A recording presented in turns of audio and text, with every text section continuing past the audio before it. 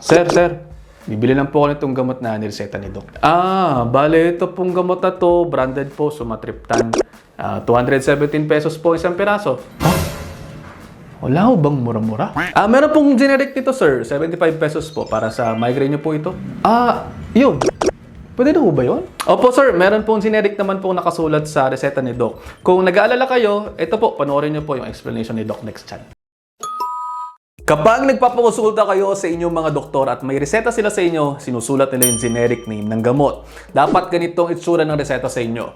May pangalan, may edad, mayroong date, tapos yung pangalan ng gamot, nakasulat yung generic dyan. Minsan naglalagay din ng preferred brand. Yan yung naka-parenthesis. And then kung gaano karami yung bibili ninyo for the duration of the treatment, tapos meron ding nakasulat na label or instructions kung paano ninyo iinumin.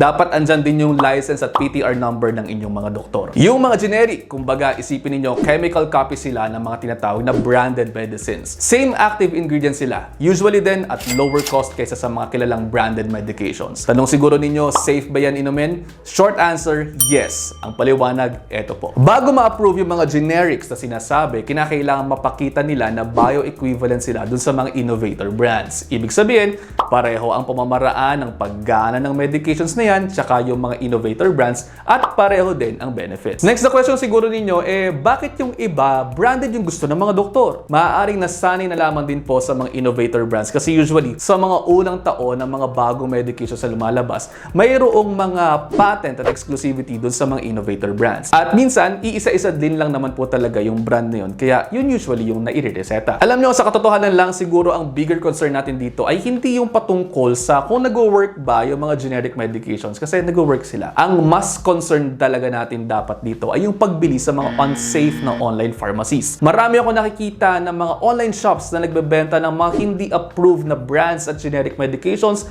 lalo na sa mga papapayat, kaya ingat-ingat po kayo dyan. Maaari kasing bukod sa hindi sila FDA registered, mayroong mga impurities tulad ng nailalagay sa ibang mga gamot na pwedeng ipinatigil na ng FDA dahil sa mga side effects. Kapag ganyan, wala kayong kalaban-laban dyan. Ang dami ng horror stories na nagsimula sa mga nagsisipagbilian sa mga online shops ng mga gamot na sinasabing safe daw, lalo sa mga pampapaya. Pero pwedeng magdulot ng pagbilis ng tibok ng puso, jitteriness, restlessness at iba pa. Kaya again, ang paalaala po natin, mag-ingat pong maigi. At sabi ko nga sa inyo, ayaw na ayaw kung nagkakasakit kayo. Kaya kung mayroon po kayong mga tanong, i-post nyo lamang po dito, tatry po natin yung sagutin. At sa huli, tayo lang din naman talaga ang magtutulong-tulungan. Kaya naman yun lang for now, i-digest nyo muna dahil ang gusto ko ay healthy kayong lahat. See you in the next episode. Ingat!